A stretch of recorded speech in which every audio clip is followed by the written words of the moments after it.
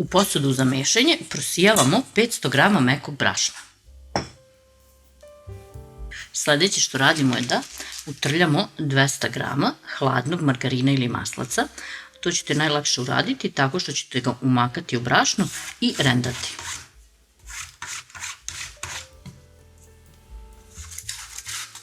Sve ćemo još dodatno ovako rukama povezati, a zatim ćemo dodati prstohvat soli i 1 kašičicu sode bikarbone. Opet ćemo sve malo promešati. Dodajemo 3 kašike šećera, 2 žumanca, 200 g kisele pavlake i 2 kašike vode. Nastavljamo sve da mesimo rukom dok ne dobijemo fino kompaktno testo.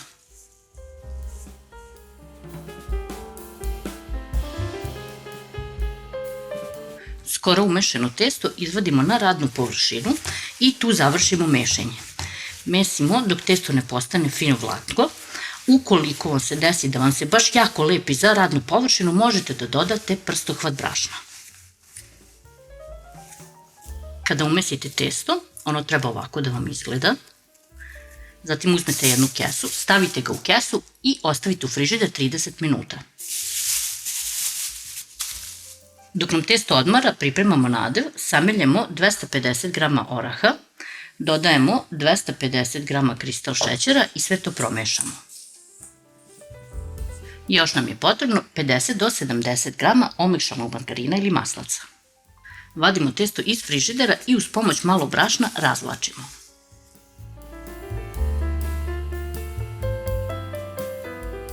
Kada testo razvučete otprilike na dimenziji 60x40, odmah ga i isecite.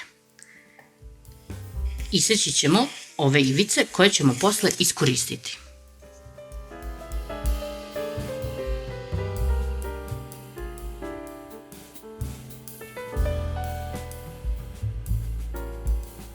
Ovako ukrojeno testo premazujemo sa 2/3 omekšalog margarina ili maslaca. A zatim celu površinu posipamo sa nadevom mešavina oraha i šećera.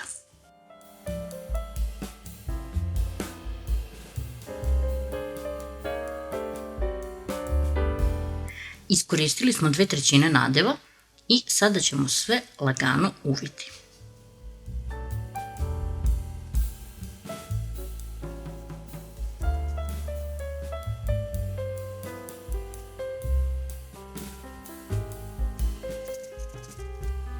Ovako dobijen rolat premazujemo jednim umućenim žumancetom.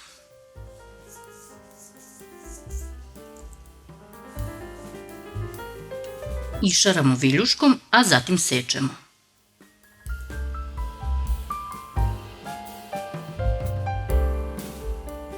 Uzmete zatim ovako neku spravicu ili ovu, možete i nožem, namažete sa malo maslaca i sečete na debljinu od oko 2 cm.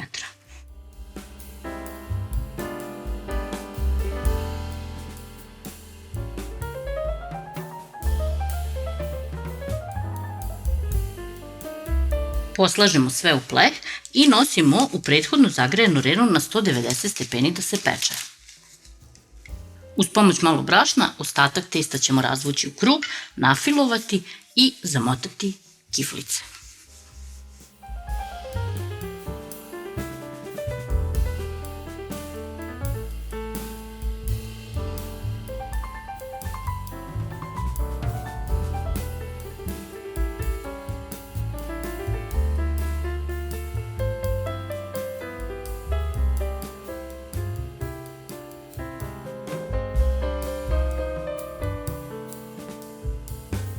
Kiflice poslažemo u pleh, premažemo preostalim žumancetom i nosimo ih da se peku.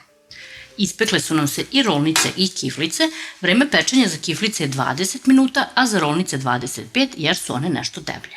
Dok su mi se rolnice pekle, 1 čašu šećera i 1 čašu ulja sam prokuvala otprilike na jakoj vatri neke 2 minute i usula sam u ovu posudu da se brže hladi. A sada ću ove kiflice uvaljati u taj sirup, a zatim u kokos.